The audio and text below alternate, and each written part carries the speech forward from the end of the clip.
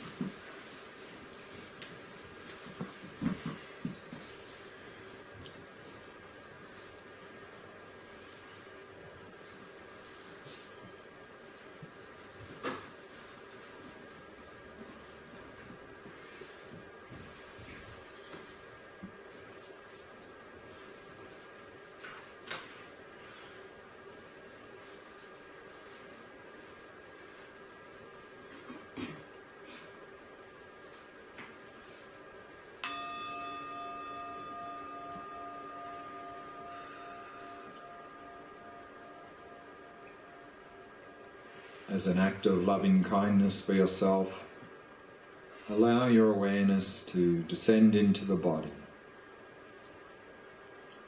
and simply becoming aware of sensations throughout the body.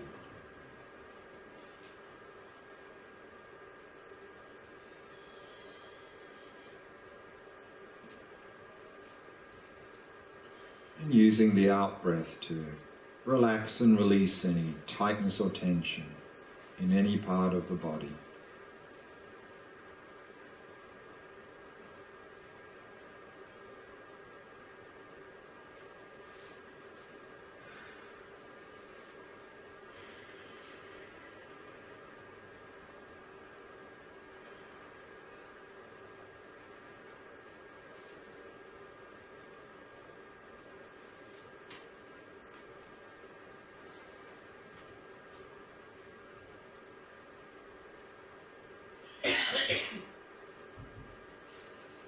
Allowing the breathing to settle into its natural rhythm.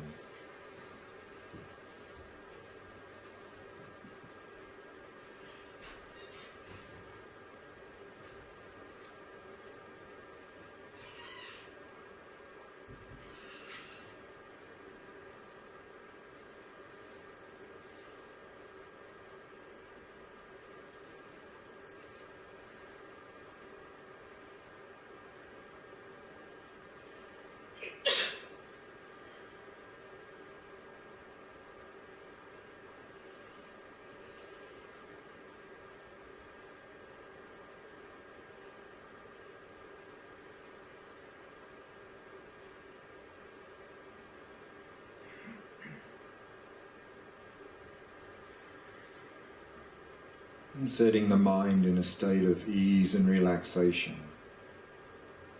Simply allowing it to come to rest in the present moment. And becoming aware of the rhythm of the breath.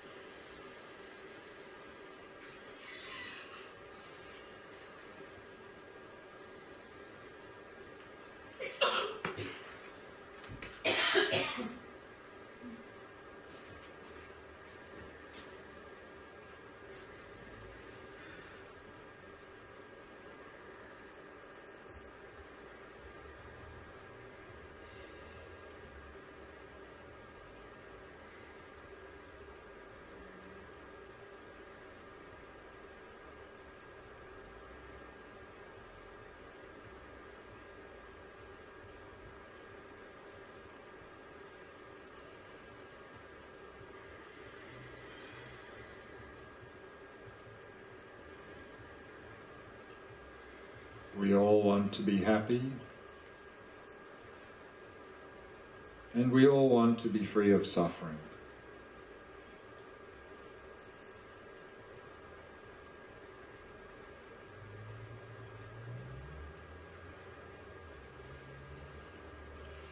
And it often seems to us as if the source of our happiness and the source of our suffering is out there in the world.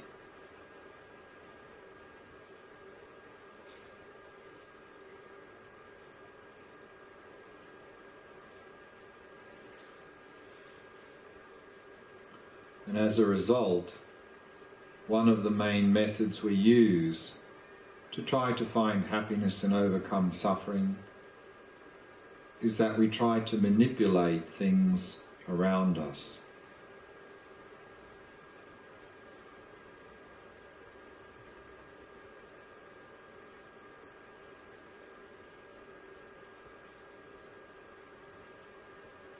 We try to attract people, places and things that seem to be the source of our happiness.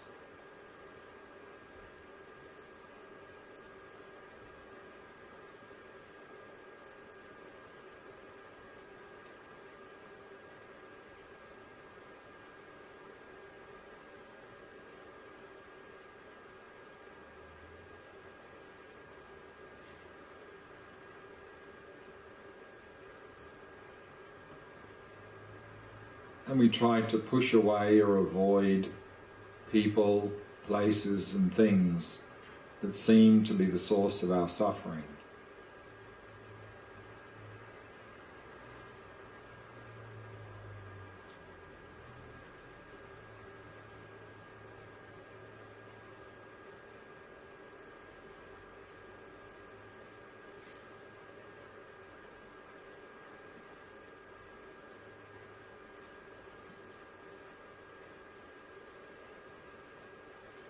However, is this an effective strategy?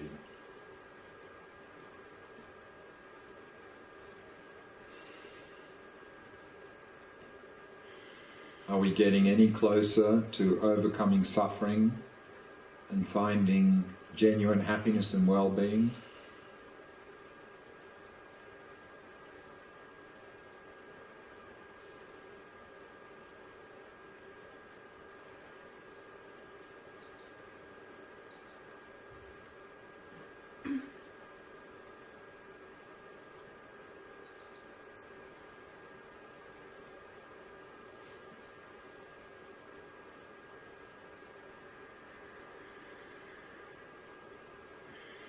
No matter how hard we try to control and manipulate things around us, we still seem to encounter suffering.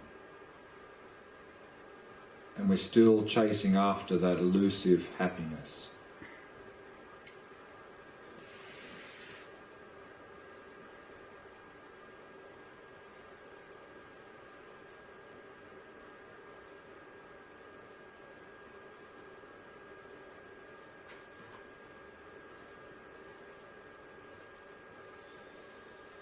All that we're really doing with this method is that we are trapping ourselves in the hope-fear cycle. Hoping for pleasant experiences and fearing or worrying about unpleasant experiences.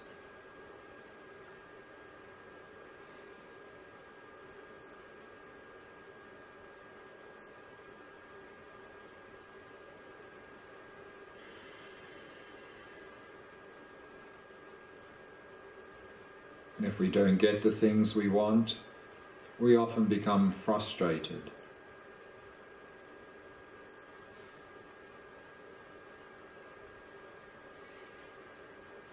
And even if we do get the things we want, they never really fully satisfy us, and we simply end up craving for more.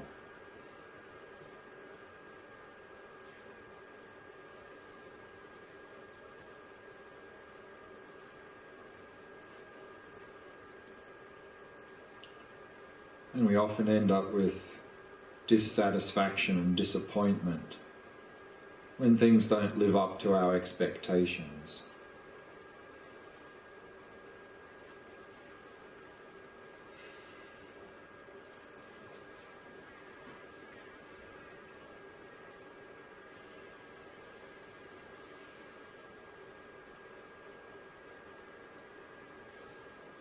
So what's the solution?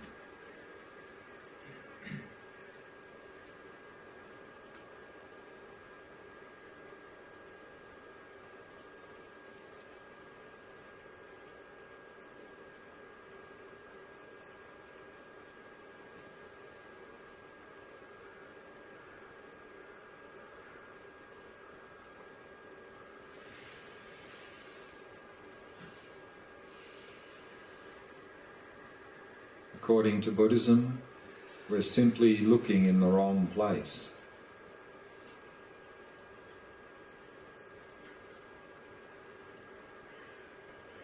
What would happen if we instead turned our attention to our own mind?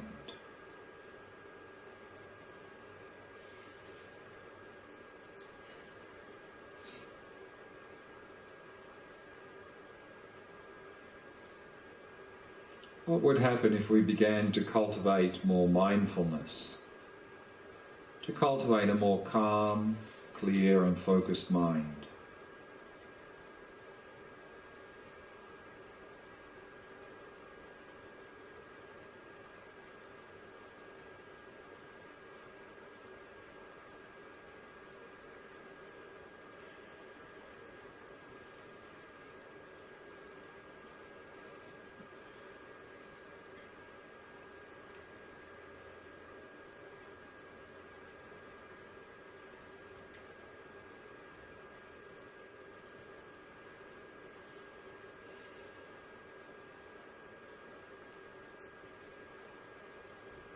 And what would happen if we could start to see things more clearly and accurately, without projecting or distorting what we apprehend?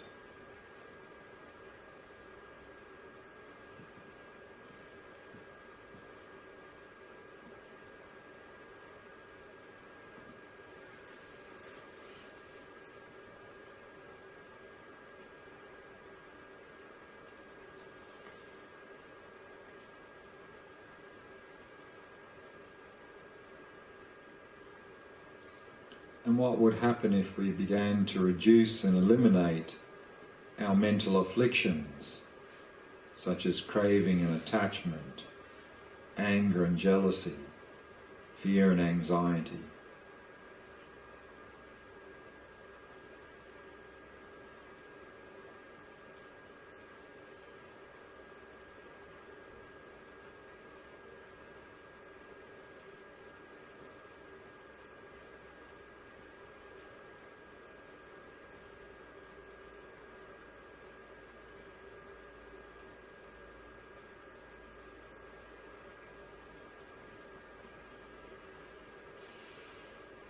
And we began to cultivate loving kindness and compassion for ourselves and others.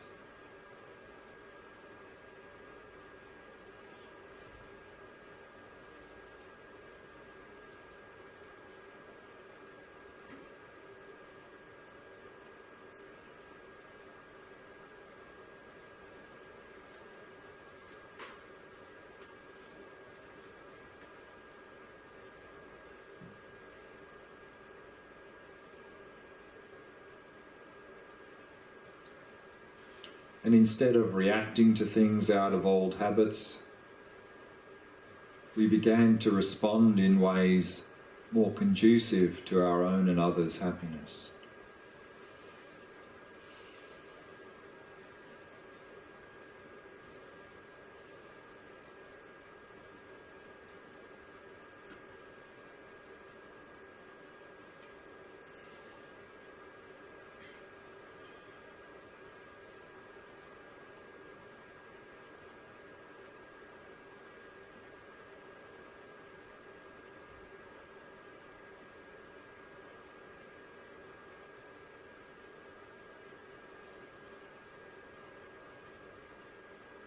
And what would happen if we could begin to see difficult situations in our life not as problems or obstacles, but rather as opportunities for growth and development?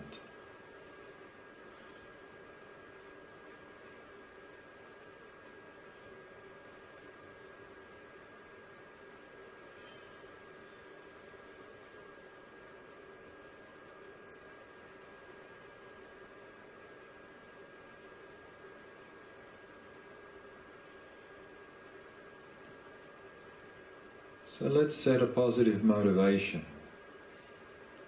A motivation wishing to discover practical methods to overcome our own mental afflictions and suffering, and to find genuine happiness and well-being.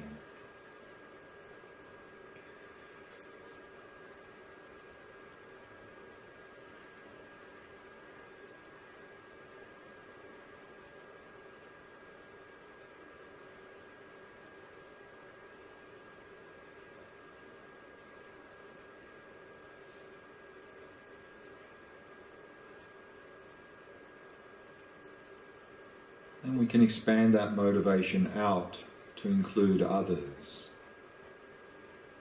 Also wishing to help those around us overcome suffering and find well-being.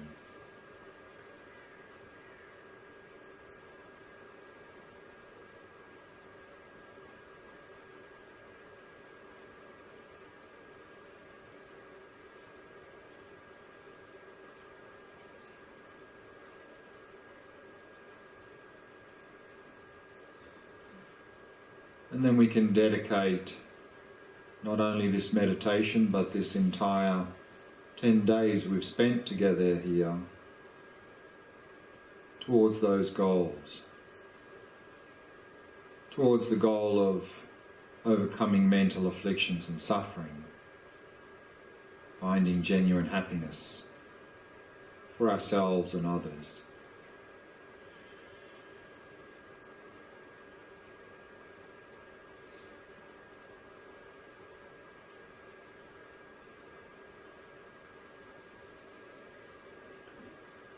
May all beings everywhere, plagued by sufferings of body and mind, obtain an ocean of happiness and joy by virtue of my merits. May no living creature suffer, commit evil, or ever fall ill. May no one be afraid or belittled with a mind weighed down by depression. May the blind see forms and the deaf hear sounds. May those whose bodies are worn with toil be restored on finding repose. May the naked find clothing, the hungry find food. May the thirsty find water and delicious drinks. May the poor find wealth, those weak with sorrow find joy. May the forlorn find hope, constant happiness and prosperity. May there be timely rains and bountiful harvests. May all medicines be effective and wholesome prayers bear fruit. May all who are sick and ill quickly be freed from their ailments. Whatever diseases there are in the world, may they never occur again. May the frightened cease to be afraid, and those bound be freed. May the powerless find power, and may people think of benefiting each other. For as long as space remains, for as long as sentient beings remain, until then may I too remain to dispel the miseries of the world.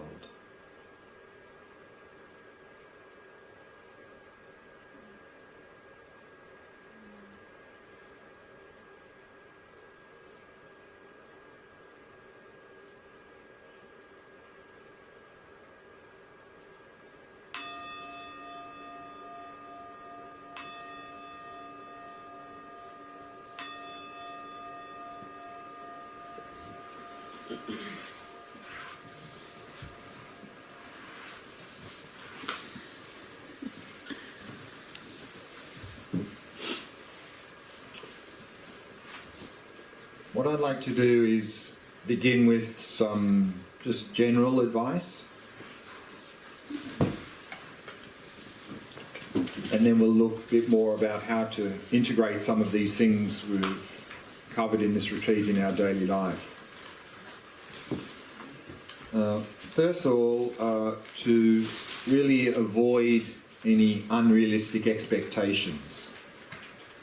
Particularly the expectation that simply by having some new understanding that somehow our life will automatically be transformed. It won't be. If we want these ideas to transform our life, we need to bring them inside from intellectual knowledge to experience and integrating into daily life. Then some change will start to happen. And remember, not to have this expectation of a quick fix that, I want it and I want it now. We're just going to get frustrated. We're going to get caught up in the hope-fear cycle, hoping for pleasant things and worrying about unpleasant things. So have a long-term perspective. And again, it's not so much a matter of what happens to us, but it's how we respond to what happens to us that's important. And when in this, we're talking about transforming our mind. So what we don't really want to do is make a big outward display of it. And often this is sometimes what happens. People sort of make a big outward display of it. And I see this in India a lot, when people have done a few things like this, then they go off and shave their head and wear these sort of funky Buddhist clothing and walk around saying how spiritual they are. So of course what's happened there is our whole spiritual practice has got hijacked by the ego. And now we've just become a spiritual ego. And spiritual ego is one of the worst, because they have a sense of superiority and this sort of arrogant attitude, I'm spiritual, are you? Sort of thing. So we don't really want that to happen. So don't make a big outward display of what you're doing. Particularly if you're coming from quite a conservative family or an environment. Even just saying that, even if you think you're Buddhist, and of course what you label yourself is not the important thing, but even if you think you're sort of more or less a Buddhist, in those environments it's probably not even good to say that to anyone, because otherwise you're going to attract a lot of negative attention. So again, what can happen, of course, is if we start labeling ourselves in a certain way, like I'm a Buddhist now, then again, I'm a Buddhist, I'm okay, and we don't really do anything. So again, it's an inner transformation, not a big outward display. And there's a nice quote from, I think it comes in Tibetan Buddhism, I'm not sure where I heard it. It says, "The harvest of good qualities does not grow on the rocky peaks of pride. It grows in the low, fertile valleys of humility." So I think we don't want to have this sort of arrogant attitude thinking we're special, that, I'm spiritual now, I'm better than other people. And of course, if we want something to develop, then just like when we plant a seed in the ground and it starts to sprout, if we want that to grow into a big healthy tree or bush, we need to do two things. First, we need to protect it so it doesn't get eaten or squashed, and then we need to nurture it so it grows. So similarly, if something is sprouted in our mind, if we want that to grow, we need to do those two things. We need to protect it and nurture it. Protect it means to not allow ourselves to unnecessarily go into situations where we're just react in a negative way. And there are maybe people or various situations where whenever we go into these situations we tend to react in a negative way, developing more bad habits. So particularly as a beginner, we don't want to unnecessarily expose ourselves to that, because that's not helpful. And also then we need to nurture. So therefore, in terms of nurturing, then of course we need to continue to hear more instructions and teachings on these things. We need to reflect on them. We need to meditate on them. We need to internalize them. We need to integrate them into our daily life. And we saw there the other day that an important part of that, or what's going to be very helpful, is this idea of Sangha, of spiritual community. That if we think that we can do this on our own, I think you're going to find it extremely difficult, if not impossible. So I think it's very, very helpful to find that Sangha, either in a sort of a more structured, organised, like a Buddhist centre or some sort of centre, or in a more informal way, just a group of people that you associate with, get together. And I think it's important to find these people, get connected and meet together regularly and discuss things, and maybe a bit of meditation together and so forth.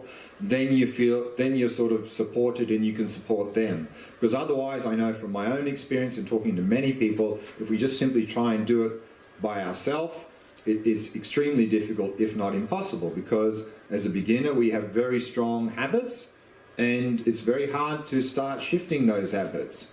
And my experience of course, I wanted to do this and went home and I just got swept up in my old habits, and I couldn't really shift anything until I found that Sangha and got support and encouragement. So I think this is very important. And of course, what we saw also, as well as part of that, to simplify our life. That if we keep the same very busy, hectic lifestyle that most of us have in our modern society, of course we're going to have no time for meditation or doing anything to develop ourselves in our life, because we're busy with lots of things.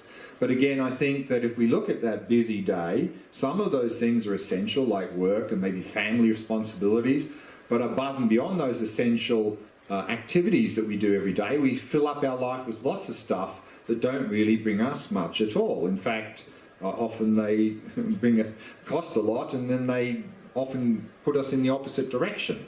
So therefore, as I mentioned earlier, I think it's very helpful here that to simplify our life, to reflect on our precious human life and death. That we've got a precious life full of opportunity, it's not going to last forever, and really to reflect on that and internalize that. And then we can then we'll just lose interest in all these meaningless things in our life. And we see this in particularly people who have had so-called near-death experiences, that they've directly come to see death, and then from that they understand the preciousness of life. And usually then their lives are completely transformed, and they're very enthusiastic then about life and making it meaningful as possible. Of course, we don't need to have a near-death experience for that attitude. We can just reflect on precious human life and death. Because if we don't, and then later in our life, we're going to look back on our life and probably full of regrets at having wasted our life. And I mentioned here the other day about this nurse who was working in the hospice movement, who was over 20, 30 years talking to people she was caring for, terminal ill and so forth, about their biggest regrets in life. And then she came up with a list of the top 5 regrets. So I'd like to mention them now and what she said. The first one is, she said, the top 5 regrets were, the first one is, I wish I had the courage to live a life true to myself, not the life others expected of me. And she comments on that. She says, this was the most common regret of all. When people realize that their life is almost over and look back clearly on it, it is easy to see how many dreams have gone unfulfilled. Most people had not honoured even half of their dreams and had to die knowing that it was due to choices they had made or not made. Health brings a freedom very few realise until they no longer have it. So again, we don't tend to realise the opportunity. In general, we don't tend to appreciate or realise the benefit of something until we're about to lose it. Then we appreciate it. The second regret is, I wish I hadn't worked so hard. This came from every male patient that I nursed. They missed their children's youth and their partner's companionship. Women also spoke of this regret, but as most were from an older generation, many of the female patients had not been breadwinners. All of the men I nursed deeply regretted spending so much of their lives on the treadmill of a work existence. The third one is, I wish I had the courage to express my feelings. Many people suppress their feelings in order to keep peace with others. As a result, they settled for a mediocre existence and never became who they were truly capable of becoming. Many developed illnesses relating to the bitterness and resentment they carried as a result. The fourth one is, I wish I had stayed in touch with my friends. Often they would not truly realise the full benefits of old friends